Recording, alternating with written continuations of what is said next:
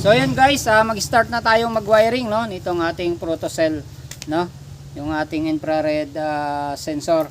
So syempre, para hindi kayo malito guys, para sigurado kayo, sundan nyo itong lagi itong diagram, no. Pero dito sa diagram na to, meron pa rin siyang pagkakaiba, no, nung ginawa namin siya sa actual. Magkaiba yung sa diagram niya at saka yung sinasabi niya dito sa description, no.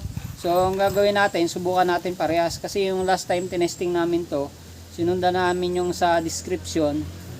Pero pag tinignan mo sa diagram, iba yung nakalagay sa diagram, no.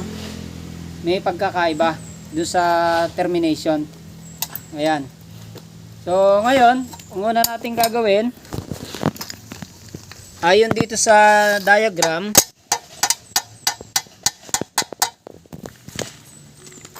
hindi pa pala naka-on. Wala stick. Salita.